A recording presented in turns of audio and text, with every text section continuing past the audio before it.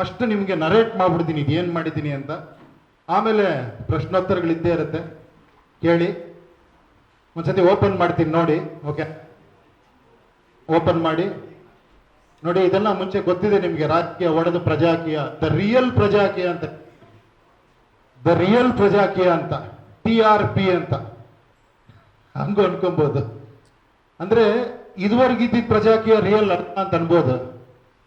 But ನನ್ನ ಪ್ರಕಾರ ಇದ್ರ ಮೇಲೆ ನಿಮಗೆ ಗೊತ್ತಾಗುತ್ತೆ ಇದು ರಿಯಲ್ ಪ್ರಜಾಕೀಯ ಅಂತ. ನನಗೂ ಏನಂದ್ರೆ ನಿಮ್ಗೆಲ್ಲ ಗೊತ್ತು, ಸ್ಟಾರ್ಟ್ ಮಾಡಿದಾಗಿಂದ ನಾನು ಏನೇನು ಫೇಸ್ ಮಾಡಿದೆ ನೀವೆಲ್ಲ ನನ್ನ ಜೊತೆಲೇ ಇದ್ದೀರಾ, ನೋಡಿದ್ದೀರಾ. ನಾನು ಯಾವುದೋ ಒಂದು ಪಕ್ಷದ ಜೊತೆ ಹೋದೆ, ಅವ್ರು ನನಗೆ ಕನ್ವಿನ್ಸ್ ಮಾಡಿರಲಿಲ್ಲ, ನೀವು ಹೇಳೋದೆಲ್ಲ ಕರೆಕ್ಟು, ನಾವು ನಿಮ್ಮ ಜೊತೆ ಹಂಗೆ ಇರ್ತೀವಿ ಅಂತ. ಕೊನೆಗೆ ಟಿಕೆಟ್ ಕೊಡೋ ಟೈಮಲ್ಲಿ ಇಲ್ಲಪ್ಪ ನಾವಿಲ್ಲಿ ಮೇನ್ ಟಿಕೆಟ್ ಕೊಡೋದು ಅಂದರು. ಆಮೇಲೆ ನಾನೇ ಟಿಕೆಟ್ ತಗೊಂಡ್ಬಿಟ್ಟೆ ಅಲ್ಲಿಂದ. ಅದಾದ್ಮೇಲೆ ನಂದೇ ಒಂದು ಪಕ್ಷ ಮಾಡಿದೆ. ಆಮೇಲೆಲ್ಲ ಇಂಟರ್ವ್ಯೂ ಮಾಡ್ಬಿಟ್ಟು ಅಭ್ಯರ್ಥಿಗಳನ್ನ ಆಯ್ಕೆ ಮಾಡೋಣ ಅಂದ್ಬಿಟ್ಟು ಮ್ಯಾನಿಫೆಸ್ಟೋಸ್ ತನ್ನಿ ಅಂದೆ. ಎಲ್ಲ ಮ್ಯಾನಿಫೆಸ್ಟೋಸ್ ತಂದರು. ಬಟ್ ನಾನು ಯಾವಾಗ ವೋಟ್ರಾಗಿ ಯೋಚನೆ ಮಾಡೋದ್ರಿಂದ ನಾನು ವೋಟ್ರಾಗಿ ಯೋಚನೆ ಮಾಡೋಕೆ ಶುರು ಮಾಡಿದೆ, ಇವನು ಏನೇನೋ ಹೇಳ್ತಾನೆ, ನನಗೆ ಬೇಕಿರೋದೇನೋ ಇವನು ಹೇಳ್ತಿರೋದೇನೋ ಅಲ್ವಾ, ಇದು ಸರಿ ಇಲ್ಲ ಅಂತ ಅನ್ನಿಸ್ತು. ಆಮೇಲೆ ಅದು ಬೇಡ ಅಂದ್ಬಿಟ್ಟು ಟಿಕೆಟ್ ಜನರ ಹತ್ರನೇ ಹೋಗಿ ನೀವೇ ಸೈನ್ ಮಾಡಿಸ್ಕೊಂಡ್ ಬನ್ನಿ ಅಂದೆ. ಅದು ಸ್ಟಾರ್ಟ್ ಆಯಿತು. ಬಟ್ ಏನಂದ್ರೆ ಒಬ್ಬೊಬ್ಬರು 50-60 ಸೈನ್ ಮಾಡಿಸ್ಕೊಂಬರೋರು, 100 ಸೈನ್ ಮಾಡಿಸ್ಕೊಂಬರೋರು, ಅದು ಯಾರು ಏನು ಅಂತಾನೆ ಗೊತ್ತಾಗ್ತಿರ್ಲಿಲ್ಲ. ಚೆಕ್ ಮಾಡ್ರಲ್ಲಿ ಫೋನ್ ಯಾರು ಎತ್ತನೂ ಇರಲಿಲ್ಲ. ಆಮೇಲೆ ಅದು ಅನಿವಾರ್ಯ ಆಯಿತು ಟಿಕೆಟ್ ಕೊಡೋದಕ್ಕೆ. ಅದನ್ನು ಬಿಟ್ಟು ಇನ್ನೊಂದು ಸ್ಟೆಪ್ ಹೋಗಿದ್ದೀವಿ. ಇದನ್ನ ನೋಡಿ ಹೆಂಗಿರುತ್ತೆ ಅಂತ. ಇದನ್ನ ನೋಡ್ರ ಮೇಲೆ ನಿಮ್ಗೆ ಚೆನ್ನಾಗಿ ಮಾತಾಡ್ಬೋದು, ಡಿಸ್ಕಸ್ ಮಾಡ್ಬೋದು. ಒಂದ್ಸತಿ ಓಪನ್ ಮಾಡೋಣ. ಇಲ್ಲಿ ನೋಡಿ, first English, nothing can change here. ಈ ಥರ ಜನಗಳು ಇರ್ತಾರೆ. ಅವ್ರೇನಂದ್ರೆ ಹೋಪ್ಲೆಸ್ ಪೀಪಲ್ ಅಂತ, ಬೇಜಾರು ಮಾಡ್ಕೊಂಬೇಡಿ. ಹೋಪ್ಲೆಸ್ ಪೀಪಲ್ ಇಲ್ಲಿ ಯಾರು ಅಲ್ಲ, ಅದಕ್ಕೋಸ್ಕರ ಡೈರೆಕ್ಟ್ ಆಗಿ ಹಾಕಿದ್ದೀನಿ ಹೋಪ್ಲೆಸ್ ಪೀಪಲ್ ಅಂತ. ಎರಡನೇದು my leader will fix everything. Possessed people ಅಂತ, ಅದು ಕನ್ನಡದಲ್ಲಿ ಹೇಳಿದ್ರೆ ಕರೆಕ್ಟಾಗಿ ಗೊತ್ತಾಗುತ್ತೆ ನಿಮಗೆ. Okay, the owner, this is my country, my state, my town, my village. This government runs on my tax money. I am not a follower, I am the leader. People who are awake, ನಿಜವಾಗಿರೋ ಜನ, ಅವ್ರು ಮಾತ್ರ continue ಮಾಡಿ, ಬೇರೆಯವ್ರಿಗೆ no entry ಅಂತ ಹಾಕಿದ್ದೀವಿ. ಇದು ಕನ್ನಡದಲ್ಲಿ ಹಾಕಿ ಒಂದ್ಸತಿ ಗೊತ್ತಾಗುತ್ತೆ. ಕನ್ನಡದಲ್ಲಿ ಒಂದು 5-6 ಲ್ಯಾಂಗ್ವೇಜಲ್ಲಿ ಇದೆ ಇದು. ನೋಡಿ, ಪ್ರವೇಶ ನಿಷಿದ್ಧ, ಇಲ್ಲಿ ಏನೂ ಬರ್ತಲ್ಲ ಅಂತ ತುಂಬಾ ಜನ ಅನ್ಕೊಂಡಿದ್ದಾರೆ. ಅವರು ಪರ ಜನ. ನನ್ನ ನಾಯಕ ಎಲ್ಲ ಸರಿಪಡಿಸ್ತಾನೆ ಅವನು, ಅಲ್ಲಿ ಹತಾಶರಾಗಿರೋ ಜನ. ಇದು ನನ್ನ ನಾಯಕ ಎಲ್ಲ ಸರಿ ಮಾಡಿದ್ರು ಪರವಶರಾಗಿರೋ ಜನ. ಅವರಿಬ್ಬರಿಗೂ ಇಲ್ಲಿ ಎಂಟ್ರಿ ಇಲ್ಲ. ಸ್ವಾಗತ ಏನಂದ್ರೆ ಮಾಲೀಕಂತರ ಯೋಚನೆ ಮಾಡ್ತಾರೆ. ಇದು ನನ್ನ ದೇಶ, ನನ್ನ ರಾಜ್ಯ, ನನ್ನ ಪಟ್ಟಣ, ನನ್ನ ಹಳ್ಳಿ, ಸರ್ಕಾರ ನನ್ನ ತೆರಿಗೆ ಹಣದಿಂದ ನಡೀತಿದೆ, ನಾನು ಹಿಂಬಾಲಕನಲ್ಲ, ನನ್ನ ನಾಯಕ. ಎಚ್ಚರವಾಗಿ ಇಲ್ಲಿ ಎಂಟ್ರಿ ಕೊಟ್ಟಿದ್ದೀವಿ. ಎಂಟ್ರಿ ಕೊಡಿ, ಎಂಟ್ರಿ. ಮುಂದುವರಿಯಿರಿ. ಅದು ಕನ್ನಡದಲ್ಲೇ ಮುಂದುವರಿಬಹುದು ನೀವು. ಆಮೇಲೆ ಇಂಗ್ಲಿಷ್ ನೋಡ್ಕೊಂತಾರೆ, ಕನ್ನಡ ಹಾಕಿ. ಸ್ವತಂತ್ರ, ಇಂಡಿಪೆಂಡೆಂಟ್ ಅಂತಾನೆ ಇರೋದು. ಇಲ್ಲಿ ನಾನು ಇತರರ ಅಭಿಪ್ರಾಯಗಳಿಂದ ನಿರುತ್ಸಾಹಿತನಾಗುವುದಿಲ್ಲ. ನಾನು ಇಬ್ಬರ ಒಪಿನಿಯನ್ ಮೇಲೆ ಡಿಪೆಂಡ್ ಆಗಿರಲ್ಲ. ಆಮೇಲೆ ನಾನು ಯಾವುದೇ ಪಕ್ಷ, ನಾಯಕ, ಅವರ ವಾಕ್ಚಾತುರ್ಯ, ವಾಗ್ದಾನಗಳು, ಹಣ, ರ್ಯಾಲಿಗಳು, ಸಾಮಾಜಿಕ ಸೇವೆಗಳು, ದೋಷಾರೋಪ, ಗೇಮ್ಸ್,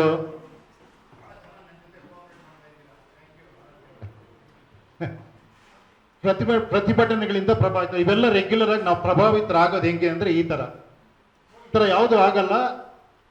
ನಾನು ಒಂದ್ಸತಿ ಪ್ರತಿಭಟನೆ ಮಾಡ್ತೀನಿ ಅಂದ್ರೆ ರೈಟ್ ಟು ರೀಕಾಲ್.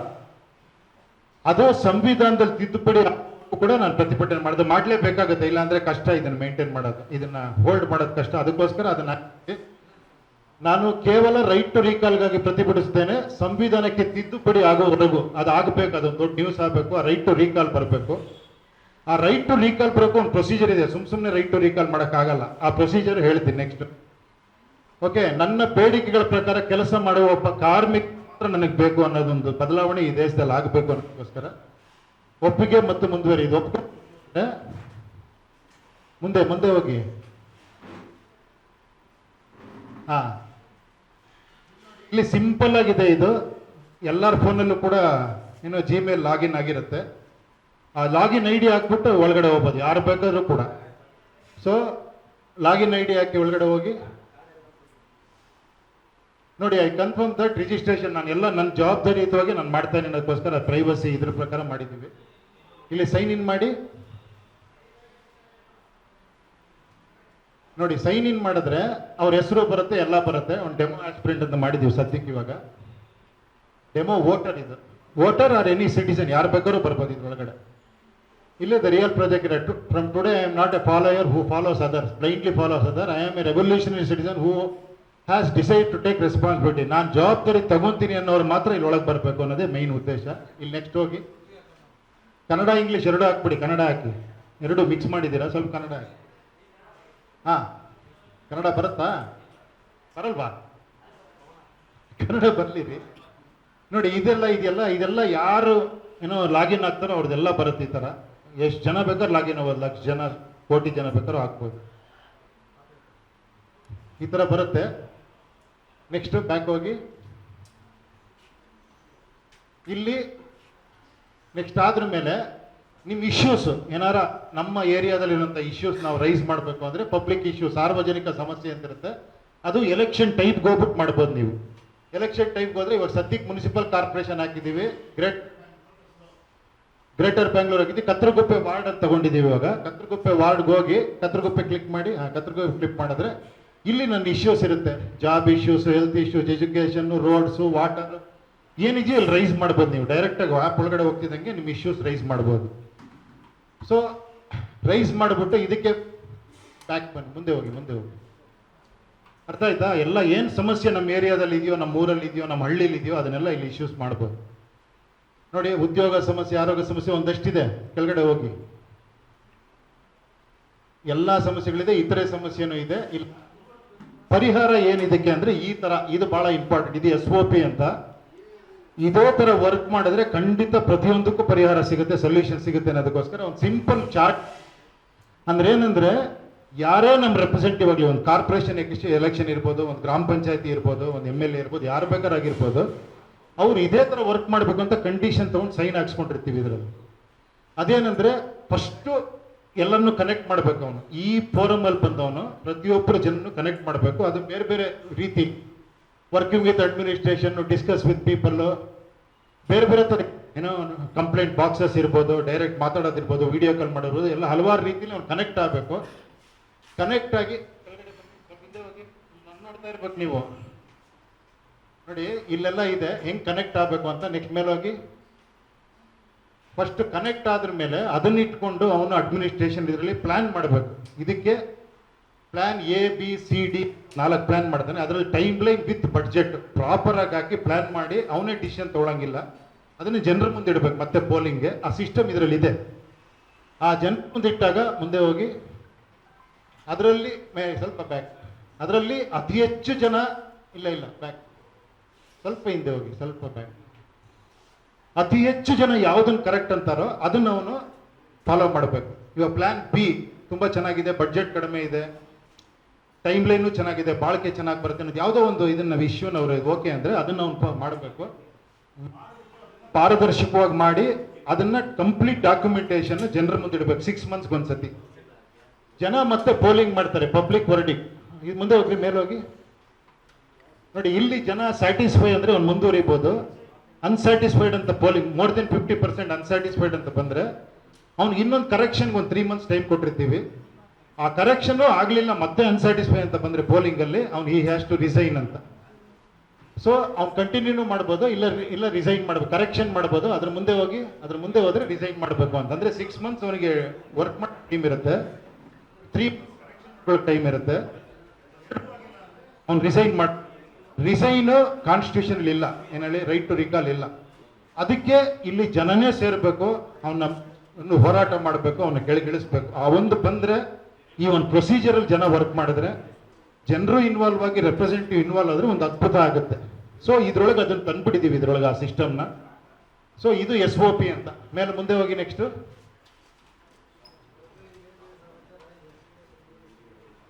ಇದು ಕನ್ನಡದಲ್ಲಿ ಇದೆ, ಅದೇ ಥರ ಇಂಗ್ಲೀಷಲ್ಲೂ ಇದೆ. SOP ಆದ್ರ ಮೇಲೆ ಇಲ್ಲಿ ಬರುತ್ತೆ. ಇಲ್ಲೇನಂದ್ರೆ ವೋಟ್ರಿಗೆ ಈ ಥರ ವರ್ಕ್ ಮಾಡ್ತೀನಿ ಅಂತ ರೆಡಿಯಾಗಿ ಬಂದಿರೋ ಆಸ್ಪಿರೆಂಟ್ಸ್ ಯಾರ್ಯಾರಿದ್ದಾರೆ ಅಂತ. ಬ್ಯಾಕ್ ಹೋಗ್ರಿ. ನನ್ನ ಕ್ಷೇತ್ರದ ಆಕಾಂಕ್ಷಿಗಳು ಹೋಗಿ ಫಾರ್ವರ್ಡ್ ಹೋಗಿ ನೋಡಿ, ಇಲ್ಲಿ ನಿಲ್ಸ್ಕೊಳ್ಳಿ. ಇಲ್ಲಿ ಇದಕ್ಕೆಲ್ಲ ಒಪ್ಪಿ ನಾನು ಏನೋ ಆಸ್ಪಿರೆಂಟ್ ಹಿಂಗ್ ಒಳಗೆ ಬರ್ಬೋದು ಅಂತ ಹೇಳ್ತೀನಿ ನೆಕ್ಸ್ಟ್ ಇದರಲ್ಲಿ. ಇಲ್ಲ ಒಪ್ಪಿ ಒಳಗೆ ಬಂದಿರೋರು ಒಂದು 3 ಜನ ಇದ್ದಾರೆ ಅನ್ಕೊಳ್ಳಿ ನನ್ನ ಇದಕ್ಕೆ. ಫಾರ್ ಎಕ್ಸಾಂಪಲ್ ಇವಾಗ ನಾಳೆ ಕಾರ್ಪೊರೇಷನ್ ಎಲೆಕ್ಷನ್ ಬರುತ್ತೆ, ಈ ಒಂದು ಇದನ್ನ ಒಪ್ಪಿ ಒಳಗೆ ಬಂದಿದ್ರೆ ಅವ್ನು ಈ ತರ ಒಳಗೆ ಬರ್ತಾನೆ. ಅಂದ್ರೆ 3 ಜನ ಬಂದಿಯಾರ ಒಂದು ಏರಿಯಾ ಕದ್ರಗುಪ್ಪೆ ಅನ್ನೋ ವಾರ್ಡ್ಗೆ, ಅದರಲ್ಲಿ ಅವ್ರು ಈ ತರ ಅವ್ರದ್ದೆಲ್ಲ ಬರುತ್ತೆ. ಅದರಲ್ಲಿ ಅವ್ರು ಏನ್ ಮಾಡ್ತಾರೆ ಅಂದ್ರೆ ಆ ವಾರ್ಡಲ್ಲಿ ಬಂದಿರೋವಂಥವ್ರು ಹೆಂಗೆ ಜನ ಕನೆಕ್ಟ್ ಮಾಡ್ತಾರೆ ಅಂದ್ರೆ ಒಂದು ಇನ್ಸ್ಟಾಗ್ರಾಮ್ ಮೂಲಕ, ಫೇಸ್ಬುಕ್ ಮೂಲಕ ಲೈವ್ ಬರ್ಬೋದು, ವಿಡಿಯೋ ಚಾಟ್ಗೆ ಒಂದು ಟೈಮ್ ಹಾಕಿರ್ತಾನೆ ಅವನು. ನಾ ಸಂಡೇ 9 ರಿಂದ 12 ಗಂಟೆವರೆಗೂ ವಿಡಿಯೋ ಚಾಟ್ ಮಾಡ್ತೀನಿ, ಯಾರು ಬೇಕಾದ್ರೆ ಕನೆಕ್ಟ್ ಆಗ್ಬೋದು ಅಂತ. ಫೇಸ್ಬುಕ್ ಲೈವ್ ಬರ್ತೀನಿ ಅಂತ, ಮೆಸೇಜ್ಗಳಲ್ಲೂ ಕನೆಕ್ಟ್ ಆಗ್ಬೋದು, ವಾಟ್ಸಪ್ಪಲ್ಲಿ ಕನೆಕ್ಟ್ ಆಗ್ಬೋದು. ನೇರ ಭೇಟಿನೂ ಕೂಡ ಇಲ್ಲಿ ಫಿಕ್ಸ್ ಮಾಡಿರ್ತಾನೆ. ನನ್ನ ಅರ್ಹತೆಯನ್ನು ಪರೀಕ್ಷಿಸಲು ವಿಡಿಯೋ ಮೀಟ್ ಮಾಡಿ, ನನ್ನ ಅರ್ಹತೆಯನ್ನು ಪರೀಕ್ಷಿಸಲು ನನ್ನ ನೇರವಾಗಿ ಭೇಟಿ ಮಾಡಿ ಅಂತ. ಅಲ್ಲೊಂದು ಗೂಗಲ್ ಮ್ಯಾಪ್ ಹಾಕಿರ್ತಾನೆ, ಒಂದು ಜಾಗ ಯಾವುದೋ ಒಂದು ಕಾಫಿ ಶಾಪ್ ಹತ್ರ ಸಿಗ್ತೀನಿ ಅಂತ ಹೇಳ್ತಾನೆ. ಜನ ಎಲ್ಲ ಹೋಗಲ್ಲಿ ಮೀಟು ಮಾಡ್ಬೋದು ಡೈರೆಕ್ಟ್ ಆಗಿ. ಬೇಡ ಅಂದ್ರೆ ವಿಡಿಯೋ ಚಾಟಲ್ಲಿ ಮಾತಾಡ್ಕೊಬೋದು, ಏನೋ ಮೆಸೇಜ್ ಮಾಡೋದು, ಈ ತರ ಜನ ಕನೆಕ್ಟ್ ಮಾಡೋದಕ್ಕೆ ಇಲ್ಲಿ ಒಬ್ಬ ಆಸ್ಪಿರೆಂಟು ವೋಟರ್ಸ್ನ ಕನೆಕ್ಟ್ ಮಾಡ್ತಾ ಇದೀವಿ. ಇಲ್ಲಿ ಕನೆಕ್ಟ್ ಮಾಡಿದ್ರ ಮೇಲೆ ನೆಕ್ಸ್ಟ್ ಆಫ್ಟರ್ 12 ಅವರ್ಸ್, ಇವಾಗ ನೈಟ್ ಬೆಳಿಗ್ಗೆ 9 to 9 ವರೆಗೂ ಮೀಟಿಂಗ್ ಎಲ್ಲ ಆಗುತ್ತೆ ಅನ್ಕೊಳ್ಳಿ. ನೆಕ್ಸ್ಟ್ ಡೇ 9 o'clockಗೆ ಪೋಲಿಂಗ್ ಸ್ಟಾರ್ಟ್ ಆಗುತ್ತೆ. ಅದ್ರಲ್ಲಿ ಅವನು ಬೇಡ, ಆವರೇಜ, ಗುಡ್ಡ, ವೆರಿ ಗುಡ್ಡ, ಎಕ್ಸಲೆಂಟ್ ಅಂತ ನೀವು ವೋಟ್ ಮಾಡ್ಬೋದು. ಅಂದ್ರೆ ನಿಮ್ ರೇಟಿಂಗ್ ಕೊಡ್ಬೋದು. ಈಗ ಒಂದು 1000 ಜನ ಬಂದು ಅವ್ನು ಎಕ್ಸಲೆಂಟ್ ಕೊಟ್ರೆ ಅವನು 5 ಹೋಗ್ತಾನೆ ಮಾರ್ಕ್ಸ್. ಅರ್ಥ ಆಯ್ತಾ?